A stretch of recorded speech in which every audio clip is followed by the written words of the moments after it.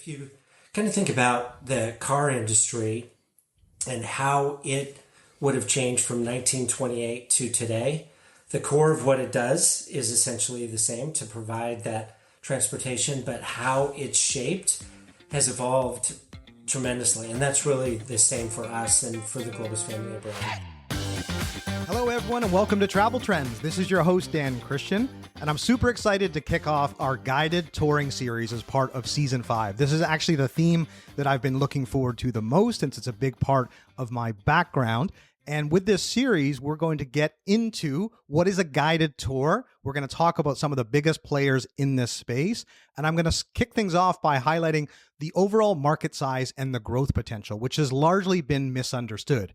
And part of that is because it's very difficult to even name this category.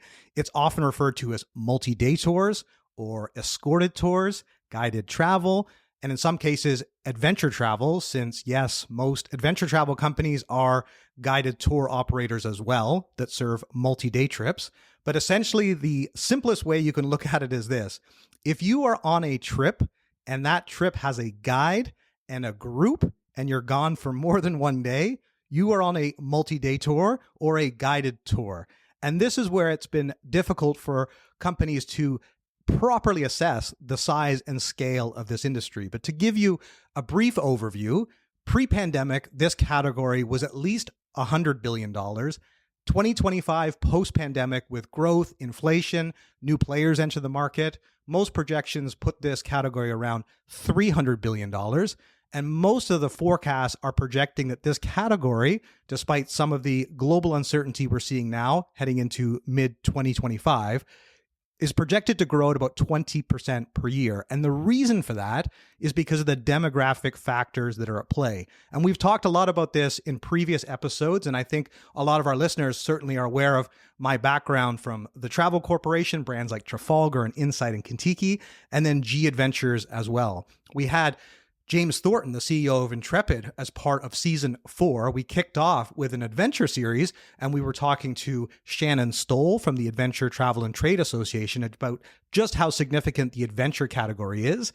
And then when we brought James on, as you remember, we were talking about their plans to become a billion-dollar revenue company by 2030. For those of you who have been keeping up to date on Intrepid, they are actually going to exceed that before 2030. They're already at $800 million as it stands here in 2025, up from $500 million. So you can see multi-day tour, adventure tour brands. G Adventures is having great success, but the reality is across this category, we're seeing so many multi-day tour brands have significant growth. So demographics is a big factor in all of this, of course. As we've highlighted before, the aging demographic of baby boomers moving into retirement and having a surplus of savings, that they are choosing to travel as much as possible. The younger generation is doing exactly the same thing. They don't necessarily have the savings, but they have the desire for experiences over things. And I was looking at a recent report based on current booking activity out of the US, and the two spikes in ages was 30 and 70. And so that gives you an idea of why multi-day touring is set for significant potential over the next decade. And I'm going to highlight some of the brands that are active in this space. So on this series, we're going to hear from Colette, who has kindly been one of our title sponsors for this season. You're going to hear from their CEO, Jacqueline. I had an amazing conversation with her, and you'll hear that next week. We're going to start off with Globus, which is a brand that I knew less about and was keen to have as part of this series, just given how important they are in size and scale in the global multi-day tour space. We're also going to speak to Explore, since I wanted to bring an adventure tour operator, and we'll speak to Michael Edwards, who is based in London. And then we're also going to speak to Ben Hall, who is an old friend from my time at the Travel Corporation. He used to be at Kentucky, and now he is running AAT Kings, based in Sydney, Australia. So I think these four guests will give an amazing global perspective of what's happening in the guided travel space. We'll be right back. Hey, travel advisors, are you ready to offer your clients truly amazing global travel experiences that they will never forget? Well, then you have to meet our friends at Colette, the most trusted name in guided travel since 1918. With tours across all 7 continents and 5 distinct travel styles, from small groups to small ship cruising, Colette really has a tour for every kind of traveler. Colette's in-destination designers are passionate travelers and regional experts. They curate experiences that go beyond the surface. Think dining in a local's home, connecting with local communities, and truly immersing yourself in the destination's culture. That is what Colette is all about. No cookie-cutter itineraries here. No endless hotel hopping. You'll spend an average of 2 to 3 nights in a centrally located accommodation. It is the way to travel in 2025 and beyond. So it is time to make sure your clients have the opportunity to experience Colette. Don't just book a trip. Dive deeper into the destination. Create memories with Colette. Travel crafted by travelers for travelers. For more information and to discover how Colette can delight your clients, check out Colette.com. That's Colette, COLLETTE.com. Attention travel operators, destination management companies, and accommodation providers. Managing payments doesn't have to be a source of stress.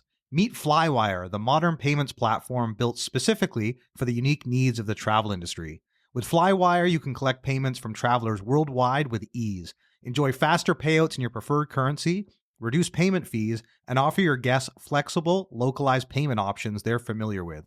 Not only does Flywire simplify your operations, but it also helps elevate your guest experience and boost your bottom line.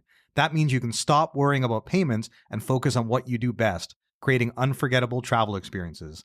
Discover how Flywire can help your business save time, save money, and deliver truly seamless transactions. Visit flywire.com/travel trends to learn more. That's flywire.com/travel trends. And now, back to the show. Now, as many of our listeners know, I remain very active in the multi-day tour space as an advisor and an investor, and I work with a number of different travel technology companies, travel agencies, and tour operators. And I'm thrilled that Tour Optima has decided to sponsor this series. Ben and the team have built an incredible platform that I got to see about 2 years ago at Focusrite. And I've known Ben for many years. And I said to him then, this is exactly the technology that we would have massively benefited from at the Travel Corporation or before, that essentially gives the leaders the opportunity to connect with all the guests on their trip to ensure that it streamlines the experience, that it's efficient, and that ultimately the guests are happy. So they'll book again and leave incredible reviews. They have opportunities to do upsells and cross-sells in the platform. And last year, the brand was called Curated Planet. Ben and I worked together to rebrand to Tour Optima. You can find out more details at touroptima.com. But they have been going from strength to strength now, working with multi-day tour brands, large global multi-day tour brands. And their technology is perfectly fit for purpose, which was a challenge that we had before. Either there wasn't something that was available off the shelf, or it was going to be too expensive to build it. And so when I saw what Ben had developed, I jumped on board. So I'm now an investor and an advisor. But in addition to that, Ben has kindly decided to sponsor this series. And I'm thrilled about that because I want all the multi-day tour brands that are listening to these episodes to familiarize yourself with Tour Optima and check out touroptima.com. And you can send Ben a quick email, literally ben@touroptima.com. He'll get back to you in like 5 minutes. He's that fast and responsive. And he'll set up with a demo. I'll even look to join. I think you will be blown away by the technology, and many of you will improve your operations and have happier guests by implementing Tour Optima as a white label solution, totally branded like your business, and give your guests the opportunity to download an app, stay connected to their guide, and realize all the benefits of leveraging that platform. So thanks again to Ben and the team at Tour Optima. And then just as we prepare to introduce our very first guest, the CMO of Globus, I just wanted to also highlight that over the last couple of weeks, we've kindly been featured on a couple of other podcasts. Jelani featured us on Pay Me in Plane Tickets, which is a great podcast. I had the real pleasure to be on his show just recently, so definitely check that out. And then the team at Transfer Travel as well.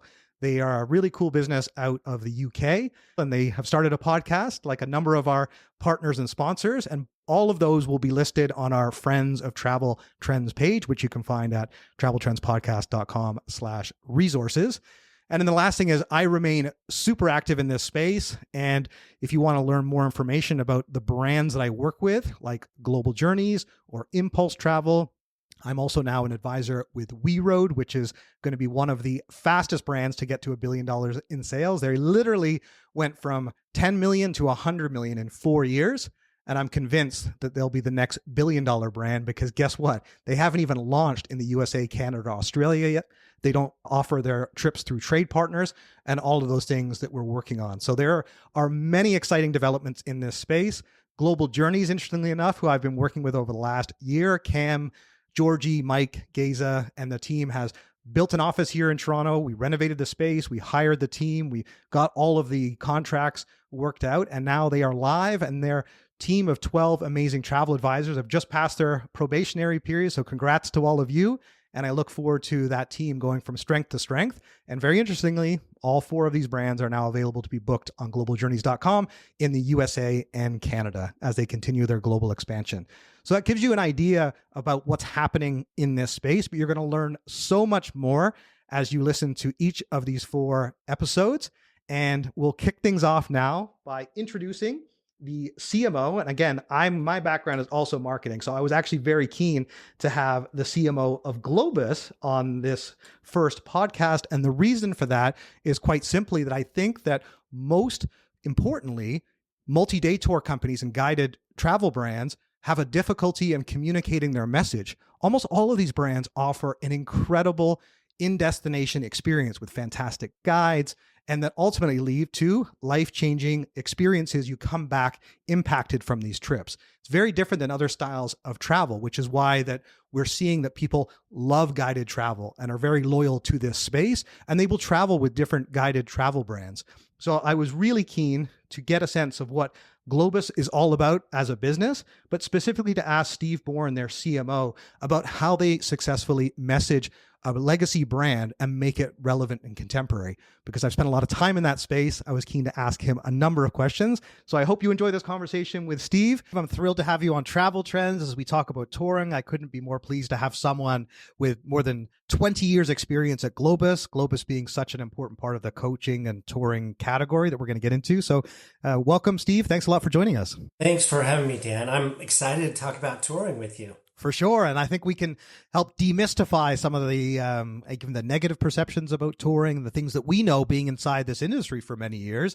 And for me, I actually don't know a lot about Globus. So I'm actually very keen. Oh, I know as much as I know from the outside looking in, but obviously you've been with this company for 24 years. So, but before we get into Globus, let's just give everyone a bit of background. Steve, your background in tourism. Yeah. Well, it started in kind of an interesting way. Globus was a client of mine back in the old days. I worked for an advertising agency, and they were a client, the one client that I always loved, that like a good tour operator, they always had their act together. They always had, plans formulated. They were very organized and structured. And so my current boss, our CEO, Scott Nisbet, he was my client, recruited me over. And when I joined, I said, yeah, I'll try this out. Maybe I'm good for about 3 years and we'll see how it goes. And that was 24 years ago. So I think it worked out. Yeah, I would say so. And I guess this is where, I'm intrigued actually to know what attracted you to guided touring. So I get that Globus was a client, and obviously then you got a better understanding of their business and what they offered. And clearly it's changed a lot in that time. But yeah, it's what I guess specifically appealed to you about guided touring as a travel business. What excited you to actually jump on board with Globus in the first place? Well, I think it's really related to the idea that touring is still, for some reason, kind of the best kept secret in travel, which is really weird because it's a much bigger category than ocean cruising. As a standalone, it's a huge category and a big chunk of what we do in the travel industry. And yet there was this huge gap between what it is and what we do, and recognition, awareness, and potential opportunity, for what we do. And so it was that gap, how intriguing and fun as a marketer to see a need, to know that you have a product that fits the need, and you need to get it in front of folks and fill that gap. And so that was the mission behind joining. And that's what's kept me there alive and kicking for 24 years. Yeah, it's amazing. I mean, I was at the Travel Corporation for a decade, and I expected maybe I'd be there for 3 or 4 years. And clearly, we were in a competitive space with Trafalgar, Globus, Cost Saver, Cosmos. And so this is why I'm so intrigued to have this conversation with you, because I know what I know from the outside looking in, but I'm sure many of our listeners are wrapping their head around Globus for the very first time. So I want to bring everyone along in this journey. And, certainly it is one of the most recognized names in guided touring. But tell us the backstory of Globus and how this company came to be. Oh my gosh. It's a great story. I always love talking about this story because it is true. It's not just legend. It started, Dan, with a rowboat in Lugano, Switzerland, this beautiful, scenic lake community on the southern border of Switzerland. And our founder, Antonio Montagazza, had a rowboat on the lake. And what he did is he transported local tourists via the rowboat around the lake. And that blossomed into buying coaches first ever. And that blossomed into, regional tours. And basically it's the core of what we do today is what he did back then in 1928, which is have expertise of a destination and find a way to bring that to life for travelers. So starting with a rowboat and then expanding to where we are today it's our history, and it's still true. It's still a vital part of what makes a tour today is, that idea of showing travelers the place that you know and love best. Yeah, no, I appreciate that backstory. I wasn't familiar with that origin story, but I certainly, know the family of brands as Globus is known for, which is, of course, Globus itself. You've got Cosmos, and you also have Avalon. You also have river cruising as well. So tell us a little bit about, I guess, and you've got trips like on 6 continents, 70 countries. Like it's truly a global business. Tell us a little bit more, if you wouldn't mind, just about that journey, about where it started with some of those first organized tours and how it's evolved into, the global company it is today. Right. So, over 100 years, there's been a lot that has changed. Like I mentioned, the core of what we do is the same, but the form of how we do it has really transformed. And I think Antonio would be really surprised and proud about where it's gone since that origin. So Globus is the first class touring brand and was the origin back in 1928 of the product and evolved and grew. If you kind of think about the car industry and how it would have changed from 1928 to today, the core of what it does is essentially the same, to provide that transportation, but how it's shaped has evolved tremendously. And that's really the same for us and for the Globus family of brands. So, Globus being the kind of benchmark brand for first class touring. And then Cosmos joined in the 60s, and Cosmos presented really the same structure as Globus, but as more of a value package. So if you think about the difference between the two, it would really be hotel standard and price point on that. But essentially what we do between the two brands is the same, and bring chosen destination to life. And then fast forward to 2004, and we entered the river cruise business, and that's Avalon Waterways. And at the time, river cruising existed and was doing well from the US market, but it was very traditional and was basically one type of river cruising. And we entered the market to clearly become the alternative to what the traditional river cruise was. And that's really the standard that we hold today. It's the alternative brand to the more traditional sort of river cruise that just has more to it.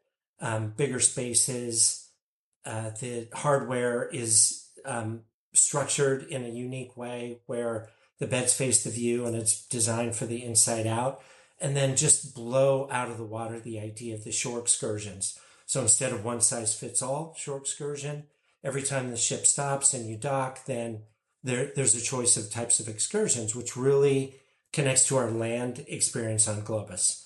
So that was part of the motivation by getting into river cruising, is that we had this land expertise, which is really the key to what a river cruise is that interaction between the river and the port and the destination you're at. So we were uniquely qualified to get into that space. And it has, 20 years later, it's grown and become a real challenger brand for the traditional river cruise. So, and then along the way on this journey, over 97 years, just grown and expanded. So we have over 500 itineraries between the three brands, 6 continents, 12 different styles and ways to tour. And so that's really something that the Globus family of brands is known for, is just the scope and the range that, if travel advisors or travelers are thinking about any form of what we do as an escorted tour or river cruise,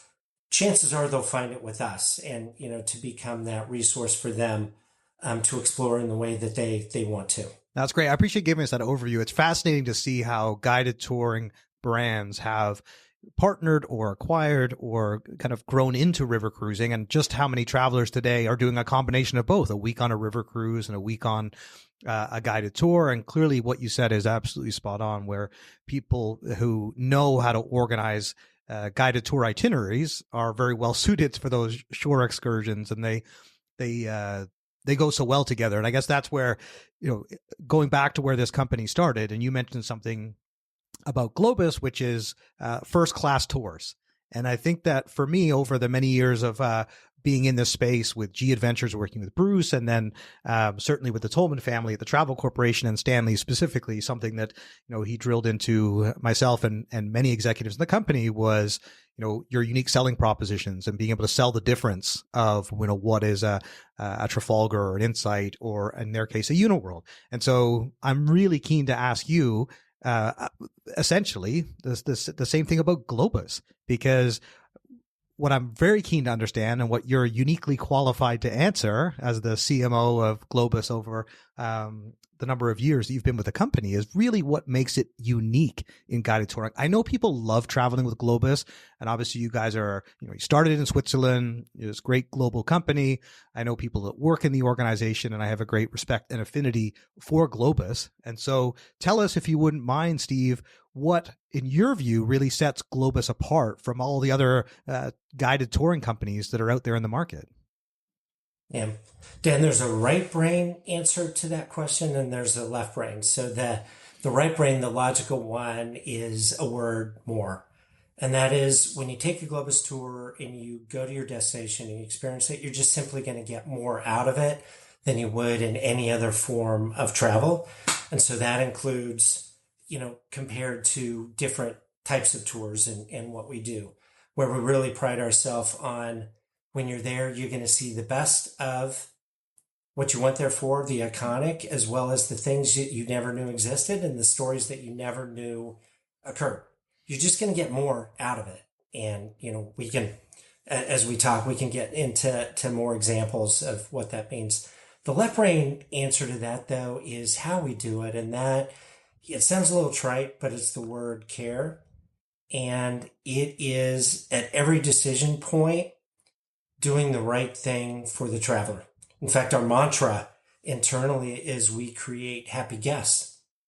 And that drives us. What is it that in any one of those areas, in any form of travel that we offer, is going to make that guest experience the best it can be, and make them happy, and make them know that they got the most out of their trip. And so that's the motivator. That is where how we make our decisions.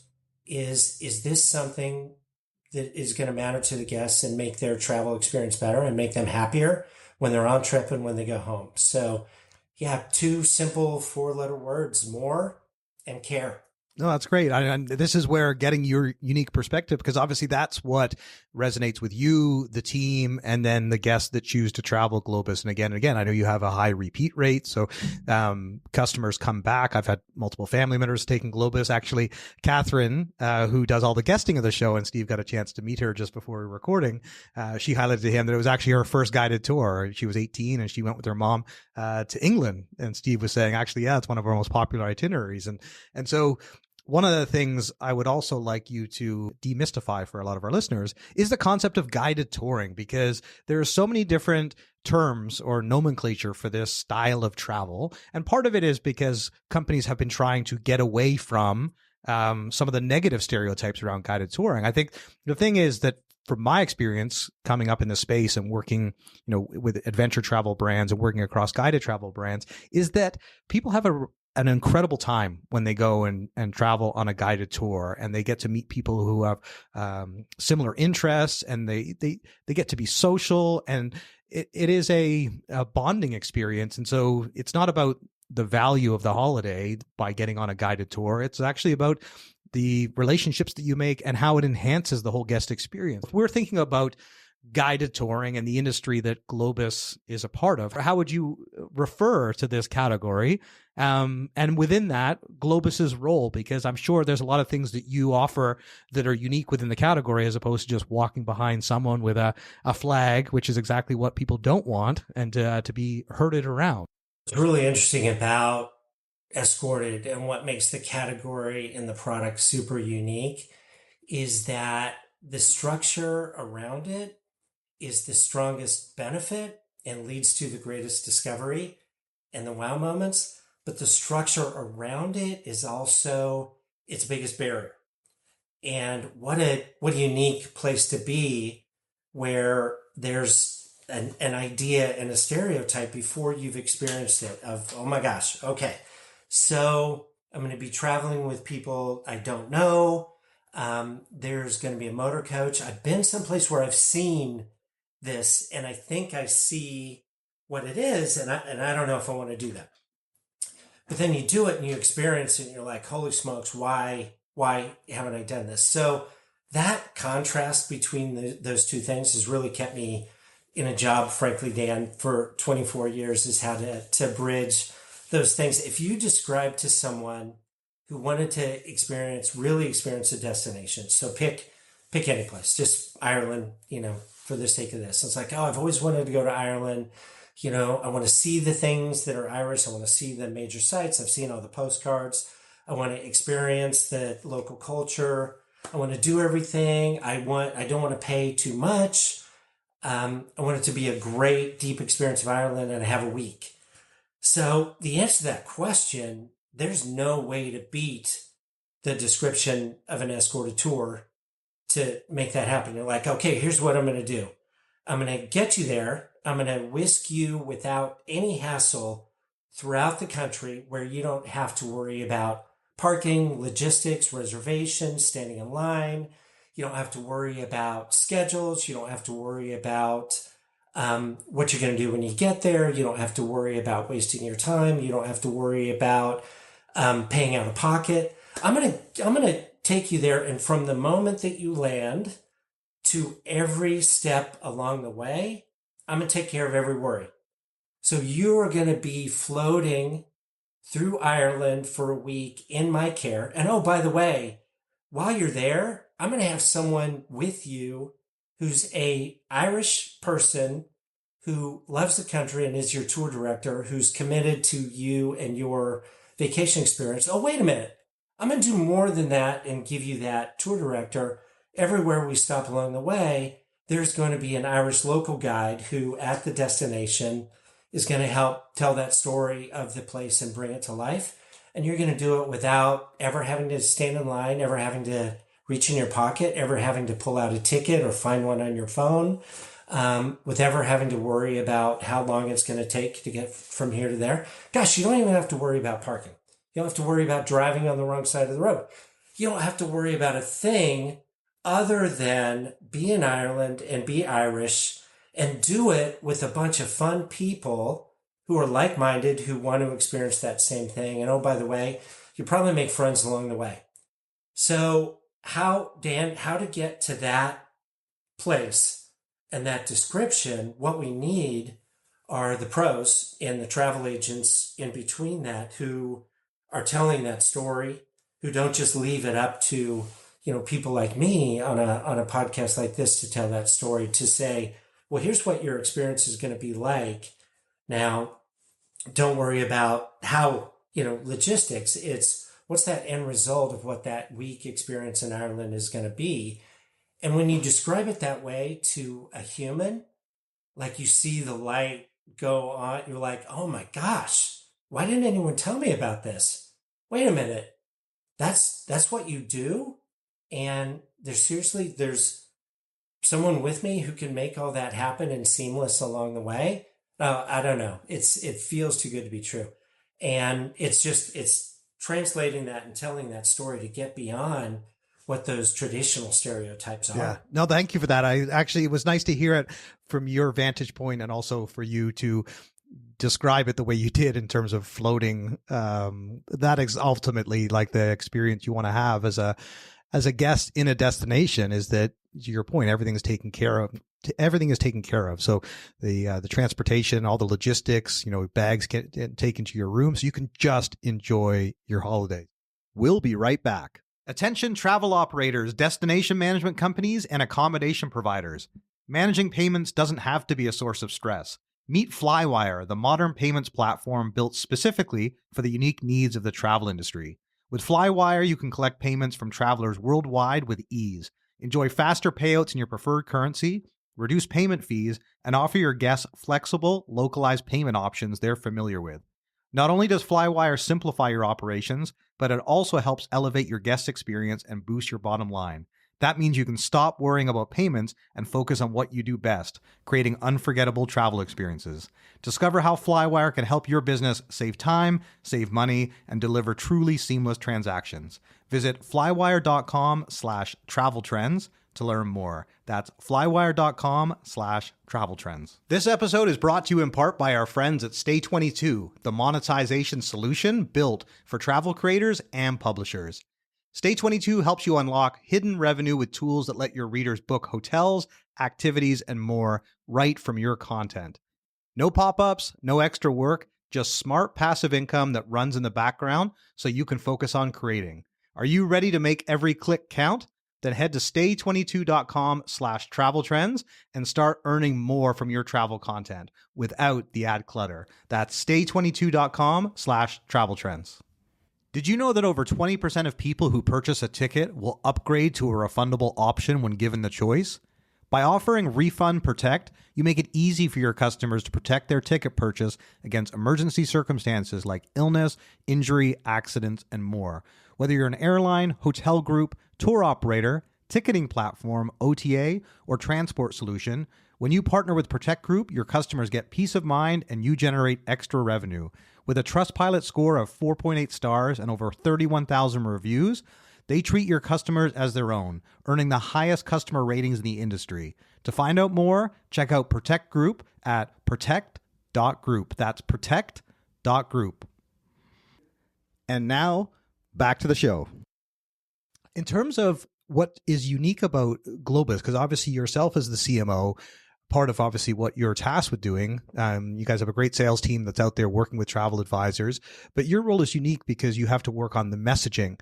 And I've seen a number of your ads, and I really have been impressed with your overall marketing and positioning. And so tell us a little bit about how you actually convey that in terms of actually giving the imagery and showing the in-destination experiences and showing those expert local guides. So yeah, talk us through some of the things that you do to communicate that and the specific things that you're looking to pull out, because I am very keen to get into how the business has evolved, especially with small groups, because obviously that's another big development for Globus. But yeah, tell us, if you wouldn't mind, how you then communicate that so successfully. Well, there's one where, the key to any of that communication is making it as simple as possible and, creating a relevance that doesn't require that long explanation that I just gave you, Dan, because you've got 7 seconds.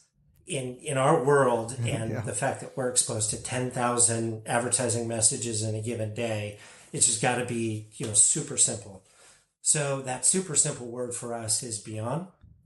And when you travel with Globus, it's just going to be beyond the ordinary, beyond what you get by traveling on your own, beyond what you'd get by trying to follow your phone or a guidebook, and beyond what you would do if you were with another operator, because we've curated and brought to life wow moments during the tour that you just simply can't walk up to a concierge and replicate. They're unique. And a lot of tour operators have done a form of that, but they're really rich and deep in a Globus tour. That's something that we really pride ourselves on. So it's telling that story about beyond, that is beyond the things that you would do on your own to make the experience, that destination, beyond. And the way we do it is we've got to show it. We've got, we really put a lot of effort and energy into the showing part, not just the telling part. And, visuals and video and, sharp messages that help tell that story about beyond, not only for us, but also to give travel advisors and, our selling community a tool to be able to tell that story in a very effective way. Yeah, one of the things that I think you do very well, to your credit, is that you actually incorporate travelers and even the motor coach into the imagery so that people actually have an idea of what they're going to experience. So just on that topic, I would appreciate it if you wouldn't mind giving our listeners, which are, many people that are work in the travel industry, travel advisors, but also we do have guests or travelers that could certainly potentially take a Globus trip in the future. So I want to make sure that we clarify for our audience, what types of travelers are drawn to Globus tours, and then specifically the sort of demographics that you cater to, because as you mentioned, you've got quite a few different product offerings. We know we've got this rapidly growing kind of baby boomer audience as they're retiring, and so it'd be helpful, I guess, from your point of view, Steve, because you're marketing to these people. So I'm sure you're figuring out, who are those personas? Where are they? What is the messaging that's going to resonate with them? But yeah, take us through the type of guests that are drawn to Globus and some of those demographic or even psychographic details that you're marketing towards. Well, what all of our travelers have in common is that they're traveling with a mission. So as opposed to, a lot of occasions of travel in life are traveling to get away and just relax and unwind. So you could say big ship cruising is a form of that. All-inclusives, beach stays, things like that. There's a lot of travel that we do throughout our life that is, the mission is just to unwind and unplug. Touring is really the opposite of that. It's, you want to get the most out. You want to be as active as possible and engaged as possible, and you want to get the most out of your trip. And you're going there because you want to experience the culture and you want to do. And that's where, the word tour is great. And I know the industry has come back and forth around that term over the years. Like, do we embrace it? Do we shy away from it? And we're all in. We're all in on the word tour because tour is a verb. And tour is active and tour is on the go, and it's rich. There's a lot that you do. And that's the sort of traveler that we're appealing to. Demographically, they fall 45 plus, really, starts at Gen X and then, builds as we get into boomers. And why that is most often at that occasion in life is that's the time where you can think about travel for you. And that's the time that you're not traveling because your kids have a week in June before, the soccer camps start where, you're traveling for them, right. Or, you're traveling for a getaway from work, or you're traveling for a different purpose other than what you really want to do. So we really, as humans, we don't really get to travel for us that often until we get to that moment where like, okay, now it's more about me. Now I have more time. I have resources where I really want to do what I want to do. And that's where that idea of the bucket list comes into play. It's always been thought of as an older person description, like, oh, bucket list, is a thing that I want to do before I leave this earth. But it's about a form of what do I want to do when it's really about me? And what destinations do I want to see and how do I want to do it? So demographically, it does fall, heavy into baby boomers because they've got, full on that time resource and the money resource and that opportunity to really do it. And what we'd like to see is that you don't have to wait till a certain age in order to fulfill that. And in bringing that forward into, the newer generation of touring, and making sure that it's not exclusive to that moment in life where you think that you've waited long enough and now you can do it. And with a product like Cosmos, where the price points really make it attainable and put that travel within reach, you don't have to wait. You can do it as an alternative to a beach getaway, even more economical than that. So, traditionally, Dan, the demographic for touring has been older. For us, our sweet spot, our average would be 60, but there's no reason. The emerging group is really designed for what today's tour is, and that's to make something that you thought was out of reach possible, and the fact that you don't have to wait to do it. Yeah, what intrigues me about what you just shared too, I mean, one of the things that we've seen is that, with Airbnb and some of these styles of travel, that people have basically, they have broken down what a guided holiday is, and they're now trying to piece it together themselves. So, they're trying to book a different car rental, and it's just all the hassles and aggravations. When you have the opportunity to have someone that is, fully customized and gives you the opportunity to travel as an insider, or can access those hidden gems, some of those things that are may only be known or accessible by virtue of being able to join a guided tour. But I like the fact that you also mentioned that it's really immersive, and the way you described it, being engaged as opposed to just relaxing on a beach or relaxing on a cruise ship. It's one of the things that I love about guided touring, and our kids have grown up on guided tours. Because you can pack so much into a holiday. You can do Chile, Argentina, and Brazil in 2 weeks and be able to see all the highlights and have the internal flights sorted out, and be traveling with a group that you develop a bond with and people that you stay in touch with. So yeah, you're preaching to the converted with me. And that's why I wanted to have this open conversation with you, to hear it from your vantage point. The other thing I wanted to ask you too, Steve, when I think of a group of people traveling on a Globus trip, clearly it's an international audience. You've talked about the Swiss roots. Clearly the US is one of your largest markets, and the focus is English language tours. But when you think of the different itineraries that you offer, can you kind of describe for us where in the world the guests are from, and where you're seeing growth in different markets? Mm-hmm. So what the group traveling would typically look like would be about 60 to 70% American, and then a heavy dose of Australia, New Zealand, UK, and Canada. And what a diverse that, if you think about that group, that's a pretty fun group. But the common denominator is it's all English language, and, it's all delivered in that perspective, and, all catered to everything dedicated to just that group, as opposed to piecemealing it across different suppliers along the way. You're with one tour director, and you're with our own curated local guides throughout.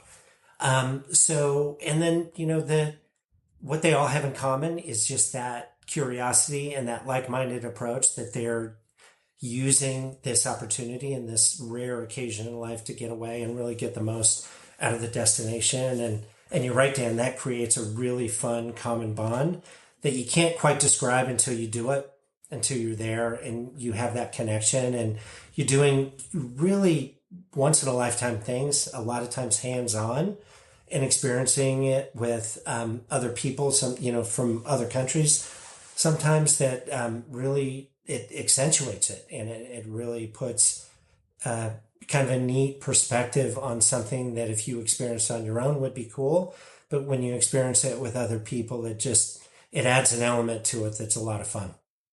Yeah, no, and one of the things, this is where there was this concept of kind of larger group tours and then small group, and some of the more innovative companies, obviously Globus being one of them, Colette being another.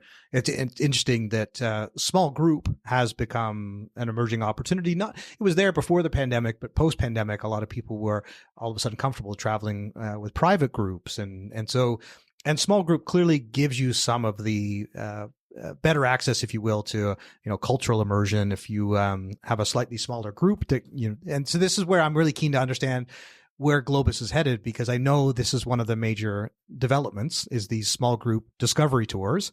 And so if you can help us kind of, I guess, understand how that has come to be, because clearly there's still going to be a a market for like the full coach. And as you already mentioned, obviously you've got Globus, you have Cosmos, which gives obviously more flexibility given there's not as many inclusions. And at least from my understanding, it might be, the hotels may not be as centrally located, but there's other ways to kind of like keep the costs lower, but give people flexibility. And there's a lot of people that are very affluent that travel on a Cosmos so it's not necessarily just because they're looking for better value. They're actually looking for the flexibility that come with those itineraries. So that's right. So tell us how you guys, with those two strong brands, how you decided to kind of segue into the small group discovery tour. So yeah, tell us a little bit, I guess, how that all came about. Yeah. Well, small group tours had existed for 10, 15 years, and it was very much a niche, and it was very much luxury because the price point associated with operating what we do for a smaller group in some cases can be considered pretty exclusive. But what happened is it really took off after the pandemic. And this was back, Dan, remember when everything was geared towards fewer human beings spaced further apart. And that was the thing. It was like for the first time as a society, we had considered, well, wait a minute. Yeah, maybe I don't want as many humans around me, not necessarily for the experience, but just for that idea of space and, safety at the time. And so a lot of tour operators like us at that time coming out of the pandemic, then to capitalize on that short-term need, developed a form of fewer humans and smaller groups. So we did that first with Globus. By any Europe or North America tour, you could pick a date that was a small group version of that itinerary. And this was really, like I mentioned, kind of a post-pandemic sort of thing and to see where that went. Well, we found that was extremely popular beyond our expectations as a need, even though there's a price premium on it, that there's a lot of demand for that type of travel. And that then encouraged us to look at a whole new line of product called Small Group Discoveries that we introduced this year for 2025 that was built from the ground up, not a version of an existing itinerary that was operated with fewer people, but really a tour built exclusively around the idea of what is a small group experience and what does that look like.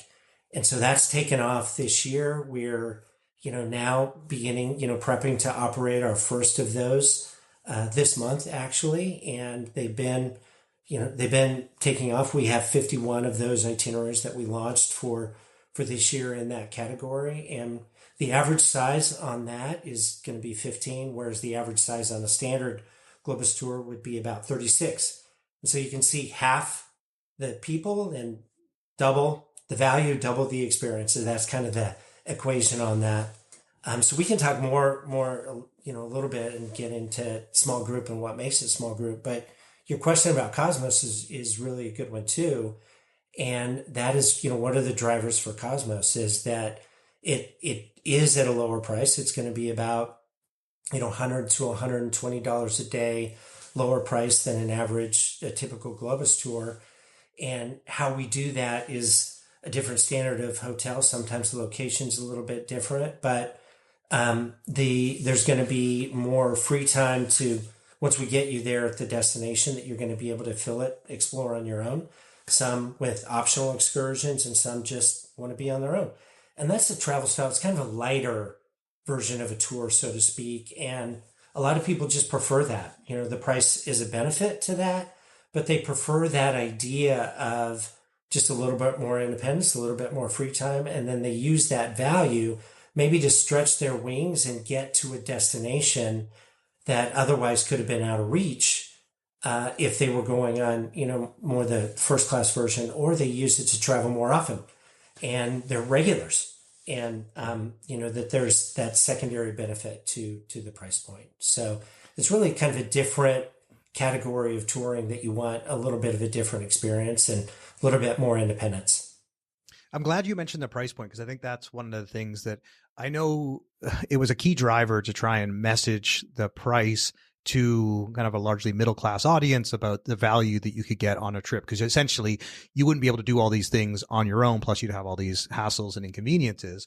And so there was always been kind of a value oriented component to a guided tour that someone can actually take 30 or 40 people and package something together that gives you. And so the reason I'm coming back to that question is because when you mentioned about the price point per day, it's an interesting thing that us in the industry have that view of what is the per day cost. If it's a 7-day trip, what will the market bear? So if you wouldn't mind just sharing with us, just in terms of approximate, if someone thinks about a Globus trip, what is sort of the typical, like if it's like a 1 week or 10-day itinerary, would be sort of your typical price point for a Globus tour and then a Cosmos tour, if you wouldn't mind, since you mentioned it's about $100, $150 less per day. So yeah, what do those look like? Is it $5,000, $7,000, just in broad terms?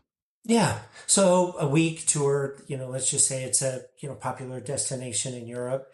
You'd be looking at, for Cosmos, probably an average for a week tour of $1,300 per person for the week. And for Globus, it would probably be about $2,100 per person for that week. I'm being very vague in general because obviously there's going to be, range by destination, but that gives you kind of a sense of ballpark with that. No, that's great. And then in terms of the small group, because you mentioned previously, and the reason I'm highlighting this to our audience, because many people who work in this is where I think the brilliance of the fact you guys have gone down the path of the small group. A lot of companies have struggled with the business formula because they're so used to trying to fill, a 52 person coach, and they're trying to manage their yield, which is where a lot of the profit comes from. And obviously they're looking at, the number of seats they've sold as a break even. I think a lot of people, when they get into this guided touring business, or they're looking at companies to book with, and they have this like, wait a second, what's a guaranteed departure? Compare, and they're like, wait a second, you could actually book a trip that doesn't go. And it's like, right, that's actually right. That's a whole thing for travel agents and partners to wrap their head around.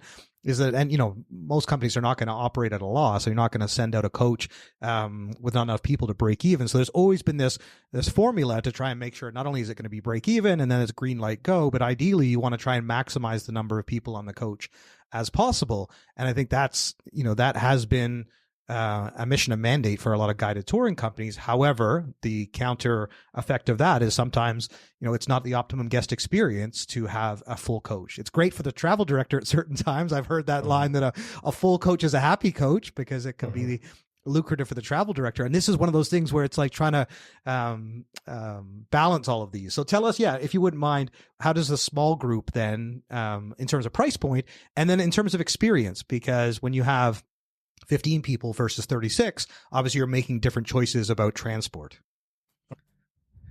Small group discovery in our case is reverse engineered. You touched on it, Dan. The typical engineering, structure of a tour is you create these efficiencies through the group of, let's say on average it's about 36, and those efficiencies give you access to things, operators, and a price point that you just can't do those things if you tried to do them on your own. That's the benefit. So with the small group discovery, really the whole dynamic was flipped on its head, where it started with what are experiences that we haven't been able to bring to life through the larger group, that with a small group averaging 15, that we can make happen. And starting with those, what are those experiences that maybe it's a space consideration, or maybe it's a small family run operation as one of the inclusions that we're offering that just simply couldn't accommodate a regular schedule of, a larger group, but it's perfect for that, that sweet spot of about 15 travelers. And so by starting with those at destination, then you build a tour around it. And like, okay, what can we do every day of a 1 week tour that is that bespoke, unique experience that you just can't do either on your own because they don't operate it for individuals, or they just can't accommodate the larger group. And it's that sort of thing that fueled the building of our small group discoveries. And that's for Globus what makes them unique, because most times what an operator is doing is what we did on our small group departure dates, where they're just operating a regular itinerary with fewer people, and the benefit is fewer people. With us in small group discoveries, there are fewer people, but the benefit is really you get to do things, that you just weren't accessible and wasn't available. Now, with those things, you do lose some of the economies of scale, and you've got to price that accordingly. So the price points on small group discoveries, it's a premium product, but it's a premium experience too. I mean, you're doing things that are just not possible to get anywhere else. And for us, it was just knowing that there's a market. Either they're past travelers with us and loyal, or that they know they're more familiar with the concept and the value of what a small group discovery does and are willing to pay that price point difference. For us, the premium on a small group discovery is going to be about 30% higher than the equivalent on a classic tour. But the good thing about Globus and our range is it's up to you. We don't care. We don't have to just pigeonhole our travelers into a certain style. We have the range that allows them to choose based on their preference and how they want to travel and their price point. Yeah. And then, no, this is fascinating. This is exactly the conversation I want to have with you because of the timing of this development, which again, like having the range and the options, because it's going to clearly keep people coming back. Because if that was a pain point or a preference that they were looking for the small group experience, you have that.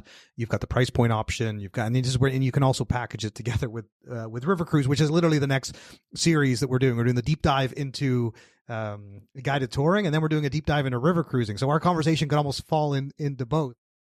We'll be right back. In today's fast-paced travel industry, businesses face constant challenges, keeping up with new technologies, meeting ever-evolving customer expectations, and promoting products effectively. The real struggle? Managing it all in-house. That's where Travel Tech steps in to transform your business. With over 25 years of experience, Travel Tech is one of the most trusted names in travel technology, offering tailored solutions to fit your unique needs. They make it easy to create seamless, bookable websites, manage and promote products, and automate everyday tasks, giving your team more time to focus on what matters most, your customers. Plus, Travel Tech is the go-to name in cruise technology with cutting-edge solutions for tour operators as well. Plus, Travel Tech has just launched Tech Talk, a new podcast for travel professionals by travel professionals. Explore the stories behind the biggest innovations in travel. Visit traveltech.com/traveltrends or tune in to Tech Talk on Spotify and Apple. That's traveltech.com/traveltrends and Tech Talk on Spotify and Apple Podcasts. Our longtime listeners will be very familiar with travelai.com, one of our sponsors from the very beginning. They've sponsored the last 2 seasons and also our AI Summit. You might actually remember they were recently featured in Season 4, the 2 co-founders, John Leotier and Chris Jensen, live from Focusrite, where they shared how their innovative use of AI is reshaping the travel industry. If you missed it, we highly recommend going back to hear their inspiring story of building one of the fastest growing, profitable AI companies in travel, entirely bootstrapped. Travel AI is revolutionizing the industry by blending AI-powered efficiency with personalized, human-centered travel experiences. From micro-segmentation to tailored travel solutions, their mission is to enhance every traveler's journey while setting the pace for travel's future. Here's how you can join the exciting mission. If you or someone you know in tech or AI is looking for a new career that combines innovation and impact, then head to travelai.com or follow them on LinkedIn to explore more opportunities. They are growing fast. Thanks again for your continued support. Are you looking for ways to grow your travel business through paid media and optimized SEO? Then you have to check out our friends at propellic.com. They are the leading digital agency for growth in travel and tourism. Propellic offers bold digital marketing strategies to ensure your travel company's success. They have a remarkable methodology that has actually been implemented by travelai.com, and they are a leading SEO agency globally and offer a range of resources, a podcast of their own, a blog on their website, propellic.com. That's propellic.com. And don't forget to mention Travel Trends for your free marketing audit. Now, back to the show.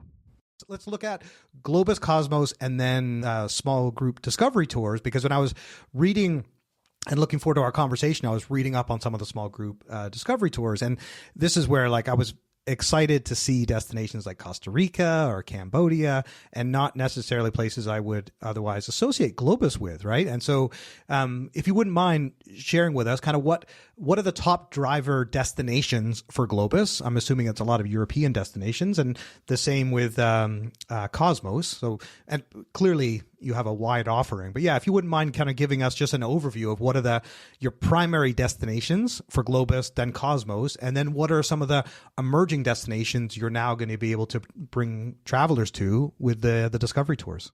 Well, the bulk of our volume is Europe. That was the heritage and the origin that we talked about at the beginning of our conversation, Dan, and still is. The vast majority of our volume is in Europe, but the vast majority of our product is actually outside of Europe. And I mentioned that we travel to 6 continents, and we've got every continent covered, and a lot of the development and actually doing very well in a year like this is the non-Europe destinations.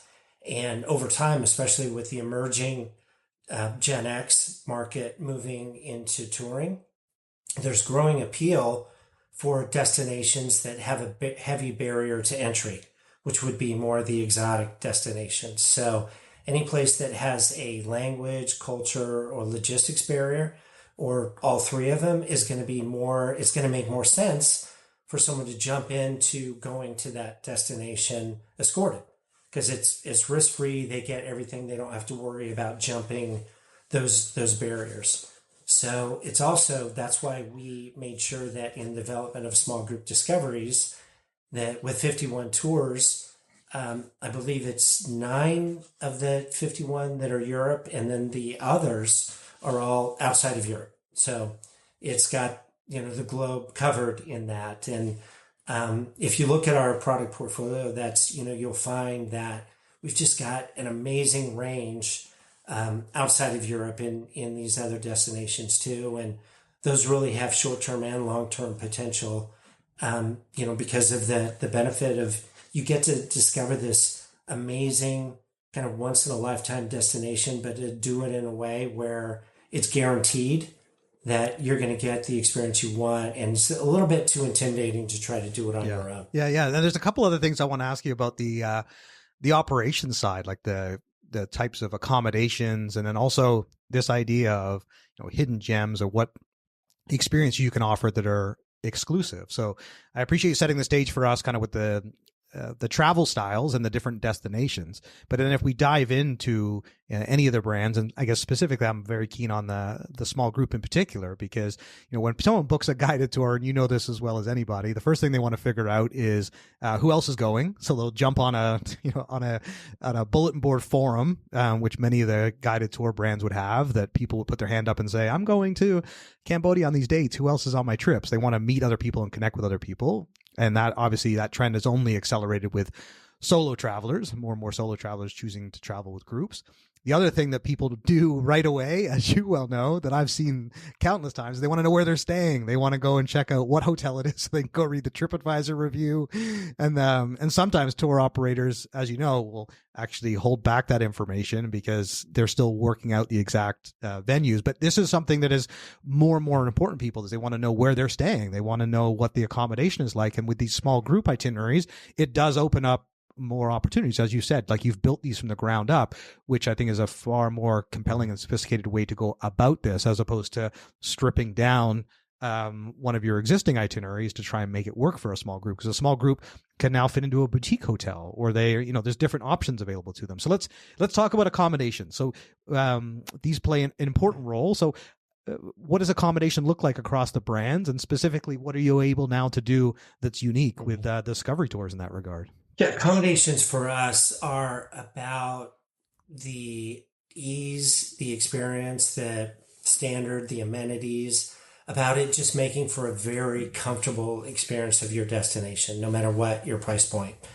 And also, so on the Globus side, it's also going to include location as a key component as well. For Cosmos, the description of the location would be more conveniently located, where if it happens to be not in a, quote unquote, I just use air quotes for your listeners out there, that would be, accessible to,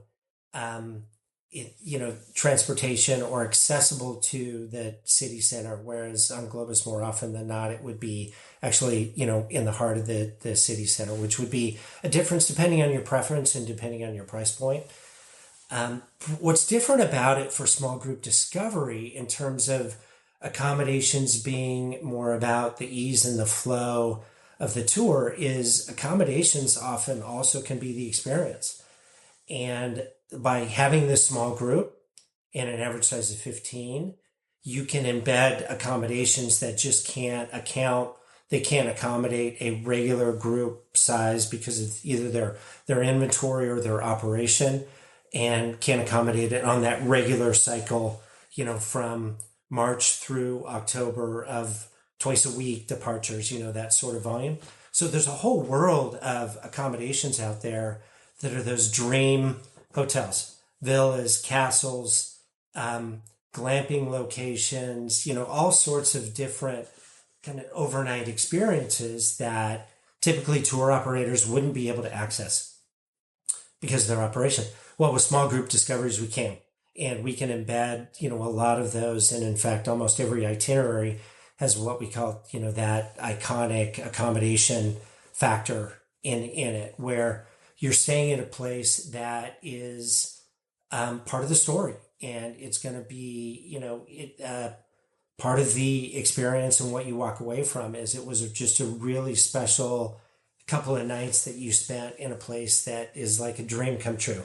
And, I just mentioned a few of those examples, and, it's really fun to go through the itineraries and to find those and to say, okay, not only am I going to get these experiences as I go from one place to another, but I'm actually going to stay there and I'm going to soak it up overnight. That's a pretty cool thing. Yeah, definitely it is. And here's the other one I'm really keen to ask you as well, because, I just came back from Berlin. I was at ITB, and actually I did a panel session on hidden gems. And I had the CEO of We Road on the panel, and also the CEO of DMC from Colombia. And South African Tourism, the CEO and Chief Growth Officer from With Locals. It was a really fantastic panel, but I got a chance to ask them about how they actually bring these hidden gems to life, which, as far as I'm concerned, is like, if experiences are the best part of travel, as Douglas Quimby would say from Arrival, I would say that hidden gems are like the beating heart. And this is what makes our trip so memorable and so meaningful. And this is one of the things that you guys have clearly given a lot of thought to with the discovery tours, but clearly is a part of what makes Globus so special to your travelers, is that you build in these hidden gem experiences that are exclusive to traveling with Globus. And so I know one of them, when I was looking at the small group itineraries, was this after hours poetry reading at William Wordsworth home. And so that's one I would certainly love to have the opportunity to experience. So I guess what I'm coming to is like, how does Globus cultivate those sort of insider connections, which I'm sure you as a marketer, it's gold, right? Because it's just like, these are the things. Yeah. So so tell us two things, if you wouldn't mind. How do those come to life? How important are they to the itineraries? And then how do you message them so that people are aware of how special these experiences are going to be? Yeah, they come to life because you're going to an expert in travel. And so for Globus, for example, we have 32 operations offices who have worked for decades, if not generations, with the travel community, with our own local guides and with our suppliers in the area. And one thing we have is long-term relationships, that once we find a partner, it works for both partners because they're getting the benefit of our loyalty and our partnership, and we're getting the benefit of their expertise. So it really it's a partnership in the working backwards from the customer and the type of experience we're looking for, and then creativity. Say, okay, well, if we go to a venue, how can we go to a venue where it's going to be not just the regular experience? How can we get our guests behind the velvet rope, and how can we create something for them that is going to pop and is going to help communicate that idea of very clearly that they're getting something as an experience that they couldn't get by going on their own. And so we, like all tour operators, we have people that do this for a living, and their job is to have fun, right? Their job is to explore and curate and be creative with those opportunities. And so it comes down, Dan, to just expertise and a vision of the type of experience that beyond the ordinary that we want to create for the guests. And that's where the fun happens, where you go, you go through an itinerary of a destination you're interested in, and you just find yourself getting excited and say, what? I'm going to do that? Like, really? And it's included in the price, and it's really fun. And how we communicate that, Dan, is we call them wow moments. And on any given tour, you're going to have one or two of those a day. So not only are you experiencing the must-see sites, but you're having these experiences that I can't believe that I'm doing this. And to do it every day, day after day, every time you get to a new place is really pretty cool. We're also the ones that are exclusive to us, we brand as local favorites within the itinerary, so they're easy to spot. So we do our best to try to call those things out and to bring them forward, and nothing like video and imagery to help capture those moments too. But yeah, we call them wow moments, and when you're there and experience them, that's the word that we want to hear. Yeah. No, that's really cool. I mean, that's where, a traveler can look at an itinerary. And this is where, as a marketer, as you know, there's certain things you can let people know they're going to experience, and other things you want to be seeming more spontaneous, that it's like a flourish that happens on the trip that isn't even on the itinerary that delivers that wow. And this is one of the things that I think for those of people that have not experienced a really wonderful guided tour, they look at an itinerary, and some people think they can just do it themselves, and they're lacking the opportunity to either, to get early access to a particular venue like the Vatican in Rome, or there's all these things that kind of, I had a chance to experience that in Venice. Like you have, so I know we've talked a lot about product, and I think that's obviously key, because operational excellence can be everything in terms of the guest experience. But I also do want to ask you a little bit about technology, since you mentioned that people taking pictures and like people having their smartphones. And I guess this is where, as we look at how this category is evolving and start to look at the future, I'm keen to get your take on that. So I guess the question I would like to ask you, Steve, is how have you seen technology playing a role in either improving the guided tour experience or adjusting traveler expectations, and how are you factoring that into whether it's the marketing and the messaging, or just in terms of getting people ready for their trip to use their phones to enhance the experience? But yeah, how is technology playing a role in the product development, the guest experience at Globus? Well, this could really be the golden age of touring because of that technology and the access that it gives people to see and hear about the types of experiences that they get on an escorted tour. Escorted, I mentioned that the category is bigger, almost double that of ocean cruising, but it's made up of a lot of individual smaller operators, and no one operator has really grabbed the flag in terms of creating that vision, that consumer demand, because we're all, essentially small businesses. But technology being the bridge, and specifically video, the ability to tell your story through video outside of broadcast TV, now through a screen, and being able to target individuals in a demo through streaming and through social media and through targeting, makes telling that story possible.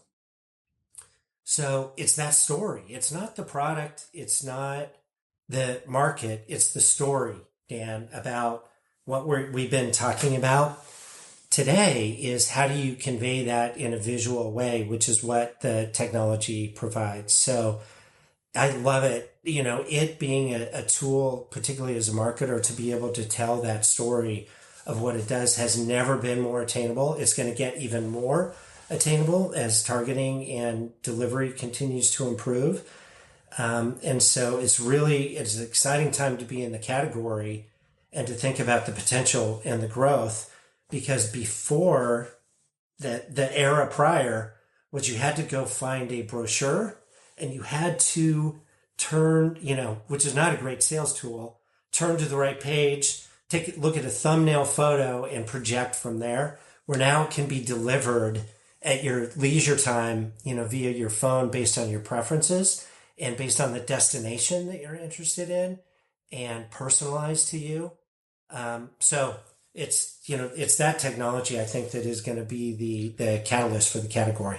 Yeah, and I think it excites me because when you think about AI and some of the tools that are going to be more available to travelers, being able to, just aim your camera and ask, what is that? Like it also changes the role of the travel director, because it's less about history and dates, and it's about, how they can ensure a great guest experience. And you can use some of these tools to your advantage to immerse yourself into the destination, but you still have the benefit of being on a guided tour. And so I think I genuinely do think that we are, I know it's without hyperbole, like a golden age of guided touring. Like, I think that's actually what we're moving into. It's like it's becoming more relevant than ever. And so both for demographic reasons and changing customer behavior. So I'm keen to get your take. With the time we have together, I just got a few more questions, but I want to ask you a bit more about the future and where we're headed and some of the trends, I guess, that you're seeing. So as a marketer, what stands out to you as some of the major travel trends that you're paying attention to in 2025 as it relates to, guided touring? You mentioned some of the things actually about streaming and about video, like short form video. I mean, I'm sure those are things that you're gravitating towards. But yeah, what are you responding to around consumer trends and making sure the Globus brand remains relevant and in front of those people that are considering this type of travel? Yeah, there are two that I would highlight. One is the off the beaten path destinations. And just, we alluded to it when we were talking before about the entry point in the next generation into touring is going to be in places that logistically they're less familiar with. And, they have a vision, maybe they have an inspiration from social media, but they just don't know how to get there and how to do it. We happen to have a whole tour line between Globus and Cosmos dedicated to that idea called Undiscovered, that we continue to build, which is an itinerary that you would never think of putting together on your own. You wouldn't Google it because many of the places you don't know and you're not familiar with. And so how do you get off the beaten path in a way that makes it easy, where you're just not laboring? It's counterintuitive to think of getting off the beaten path and being able to do that easily. But a tour operator like us, we can do it. Another trend that we're embracing and is going to be a challenge for the category is flexibility. So as Gen X moves deeper into escorted and is going to be, that next lifeline into the category, a big driver for them is flexibility within the itinerary.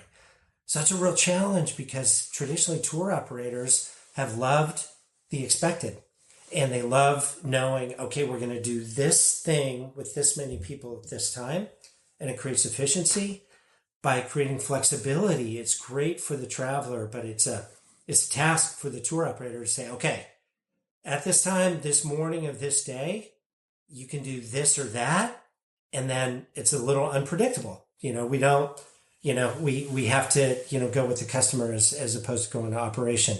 So we're diving headfirst into that idea of how to build flexibility into a tour. We have a series of tours, a style called Choice, where on 3 days of the week, you have your choice of 3 excursions, 3 half-day excursions that are completely up to you. So for us, we have to plan and curate the 3, and you get to choose the one that's best for you. So it's that idea of flexibility that's going to be a bigger and bigger part of the tour category moving forward. Yeah, it's an interesting one. And I'm glad that you actually highlight that as a challenge for the category, that flexibility. And you're absolutely right that guests are more than ever looking for their ability to customize, craft their own itineraries. And so I'm glad that you actually raised that. The other thing I wanted to ask you too is in terms of destinations. And I know we've talked a bit about Europe and some of the new destinations with the small group discoveries, but I'm also genuinely curious to get your take on this, because you highlighted the source markets. And then when we think about the destinations, I always struggle because with this idea that, people do want new and emerging destinations, but at the same time, if you've never been to Italy, you're going to go to Italy, right? Like and I saw, speaking to a family member over the Christmas holidays, and I was shocked they'd never been to Europe. And they were like, they still want to go to Italy. And I'm 3 steps ahead in terms of destinations they could go to. And so you're going to have your core destinations. They're still going to remain important. But in terms of specific destinations that you think will gain popularity in the coming years, I'm very bullish on Colombia, for example. I just was there a few months ago, and I just, you see a certain destination at a stage of development, and it's not overcrowded, and it's so incredibly affordable, and it's beautiful, and the people are lovely, and it's safe, and you're just like, oh my God, now's the time to go to Colombia. What are the destinations, I guess, that you feel like that applies to? So, yeah, what specific destinations, or even some of the tours that you offer, that you think are actually going to gain the most popularity in the coming years? Yeah, the emerging destinations for us, one, comes to mind right off the top of my head, is Portugal. It's been an emerging destination, I think, for a lot of us for maybe, even before the pandemic, but it's still yet to truly be a primary, considered kind of a mainstream destination. It has so much to offer and so much to it that it continues to grow year over year. Eastern and Northern Europe, very much so. Middle East, in particular Turkey, Jordan. And in Asia, we're seeing it this year with a lot of pent-up demand, even still following the pandemic, is certain Asian destinations are like Japan are off the charts. So I think what we're going to see is that the periphery around Western Europe is going to, continue to expand, and those regions, around, the center of Europe, that we're going to continue to see more popularity. We're going to see a higher degree of shoulder and shoulder season and winter touring, and that's going to be, conducive to some of those destinations as well. So yeah, to answer your question, I think those would be some countries. And of course, you mentioned Colombia and, certain South American destinations that are always, they're accessible too, but provide such a different view of our world and are perfect for an escorted tour. So yeah, Dan, those would be some that would pop into my mind at the top of my head. And just as we prepare to wrap up, what is your personal next travel destination? I know you travel a lot for work, but either the itinerary you're most excited about taking, or what's specific destination is coming up for you and your personal travels in 2025. Well, I mean, it's kind of cheating because it is work, but I'm going to Bordeaux next week. We're introducing a new Avalon River Cruise itinerary there, but it's work and it's still a cruise. So I'm going to count that one too. My wife, Mel, and I have a list as long as our arms. I mean, oh my gosh, we just, every week we add one to it, but I'd say the top of the list would be Japan and Turkey, as far as, getting a little bit out of my comfort zone and, using a tour, like we said, to stretch our limits a little bit. So yeah, those would be on my list. No, thanks for sharing. France is always a great idea. I was just there recently, and I'm so looking forward to going back. So, and this is where Europe can consistently delivers. So, Steve, I've so thoroughly enjoyed our conversation. I could talk to you a lot longer, and hopefully we'll have the opportunity to connect again. Let's do it again. Exactly. We'll need a part 2. Yeah. We'll do a part 2, river cruises, or our next season. But yeah, no, it's for sure. Pleasure to meet you. I thank you for making the time. I just want to make sure as we wrap up here that if many of our listeners either want to get in touch with you or Globus, where would you point them to for more information? Yeah, so LinkedIn is a way to do it. You can also find me through the globusjourneys.com website in our media room. Provide a link there. Easy to find, and happy to connect with anyone. That's great. Thank you, Steve. And for all of those following at home, it's Globus Journeys is the main website, .com, but it'll redirect to wherever you're based. And I definitely encourage you to check out all they have to offer, because they are a leader in this space for a reason. And you've heard that all from Steve here today, the CMO of Globus. So thank you again, Steve, for joining us, and look forward to keeping in touch. And I'm sure many people will be reaching out because there was so much valuable information here shared. So thank you again, Steve. Sounds great. Thanks, Dan. Thanks so much for joining us on this latest episode of Travel Trends. I hope you enjoyed the first episode of our guided touring series brought to you in partnership with our friends at touroptima.com. Definitely make sure that you check out their offering. If you're a day tour or multi-day tour provider, they have the perfect white label technology for your guides to stay connected to your guests and to make sure they have an amazing experience, and they give you great reviews and they come back and book again. And so check out all the details about their white label app at touroptima.com. And if you want a demo, just email Ben at touroptima.com and he'll come back to you very quickly to set that up. And who knows, maybe the Globus team will be using that next. But thanks again to Steve for joining us and for sharing the Globus story and for all of your information about how you market and message the brand. I found that really interesting. And I just wanted to say hello to all my friends and colleagues that are working in Globus as a brand now. I just wanted to acknowledge each of you because those of us who work in this space have worked across many different brands. And I'm a big believer in the blue ocean strategy, that there is an opportunity here for all of us rather than focus on the red ocean competitive space. And so hello to all my friends at Globus. And then next week, we're going to feature one of our title sponsors, Colette. And this one is particularly special for me because I got to speak to the CEO, Jacqueline. And it was a really special conversation because it is a family-owned business and she has taken over the helm. I got to know her husband, Christian, in the last couple of years. He's become a big fan of the podcast and he kindly decided to sponsor season 5. And Christian was actually originally going to be the guest, but I asked if Jacqueline would be interested and she kindly and thankfully put her hand up to participate. And I'm thrilled that she did. And you'll hear why next week, because it's amazing to get the family story and her journey growing up in the business and to now lead this amazing global company. So look forward to that next week. And just on a personal note, my father-in-law just booked his first Colette trip last week. It was his 75th birthday. We lost my mother-in-law, sadly, a couple of years ago to cancer, and he has been committed to continue to doing the trips that they wanted to do together. And on his 75th birthday, the team from Colette called, and he's now booked to go to Japan in September. And I'm absolutely thrilled about that for him. And certainly my wife and the rest of the family is as well. So that's a special connection for me in terms of the multi-day tour category in this space and just how important and meaningful it is. So thanks again to the team at Colette for making that all happen.